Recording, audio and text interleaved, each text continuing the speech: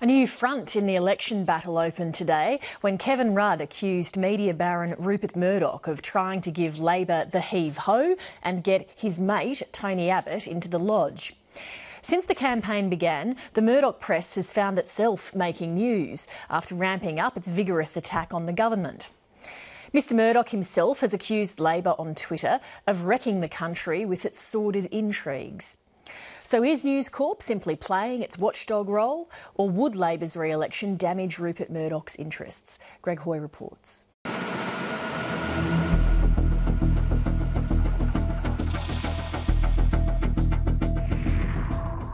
The mighty Murdoch press, the giant of the country's print media, is on a mission.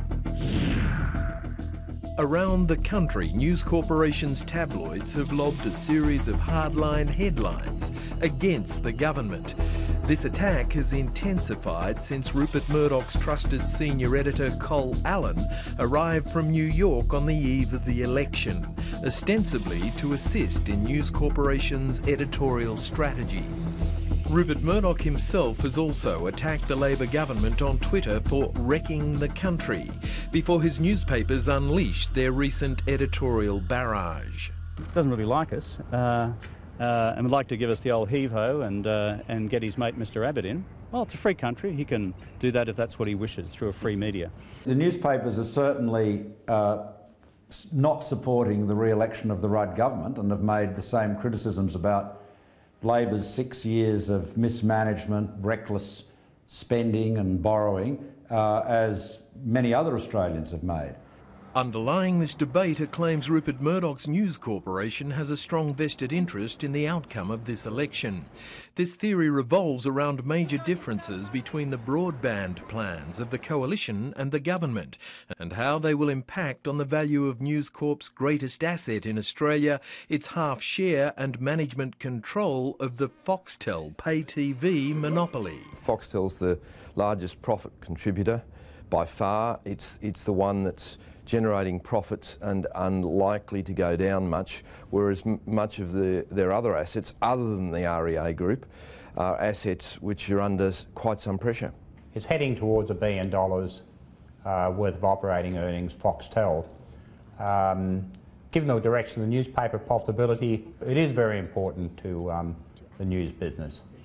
In April, the coalition launched its alternative broadband plan with help of Foxtel Studios.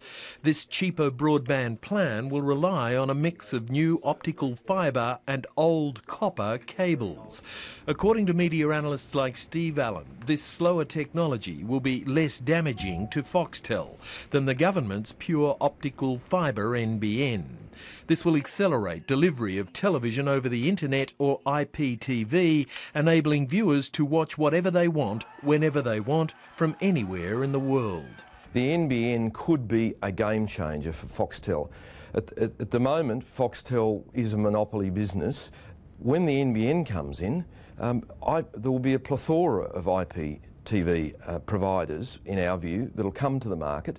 And indeed, overseas, some of those providers are now already commissioning high-quality programming, which they hadn't done 2 years ago. There is no doubt that the internet as a platform does offer challenges, threats if you like, and opportunities for many businesses, including Foxtel. And they're already starting to face competition from people like Apple, iTunes and Apple TV. The bottom line is, it's for others to ask the question why Mr Murdoch really doesn't want the national broadband network to be connected to everyone's home and everyone's small business premises. Does he sense it represents a commercial challenge to Foxtel, which is a major cash cow for his company, or not? But I'd rather hear from him on those questions, or hear from his corporation. News Corporation would not be interviewed, instead issuing a statement. Any suggestion that the editorial position of our newspapers is based upon the commercial interests of Foxtel demonstrates a complete ignorance of both our business and of Foxtel. Foxtel will benefit from the NBN as it will be able to offer more choice and new services to consumers. Some analysts agree. Even existing Foxtel market strength is so substantial that most of the online rights for the attractive channels overseas will be acquired by Foxtel and will evolve into a monopoly essentially in Australia too. I don't think they've got any real fears. The Coalition's broadband policy, however, does appear to offer another commercial opportunity to Foxtel and its owners. Should the Coalition win government, Foxtel, it appears, may be allowed to compete with the NBN in delivery of both broadband and telephony services.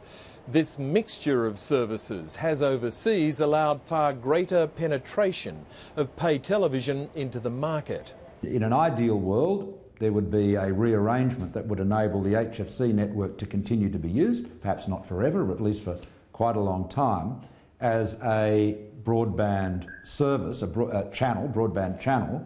But of course it's important from a policy point of view that it be available on a wholesale basis, which it currently is not. If you own your own cable, you can swing the broadband plans to your favour, rather than require a common competitive landscape in NBN providing that broadband backbone. It's that simple. That makes it easier for Telstra in those areas to have broadband plans that undercut NBN, which in turn encourages Foxtel internet take-up. So once again, the question is, could this commercial interest be driving News Corporation's editorial policy? Opinion is strongly divided. He's directly opposed our plan for a national broadband network. He says it should not be provided free to people's homes and to people's small businesses. That's a matter for him. If you believe the internet is a threat to Foxtel, the Coalition's approach is a greater threat because we will get the job done much sooner. We'll get the NBN built much sooner. Greg Hoy reporting.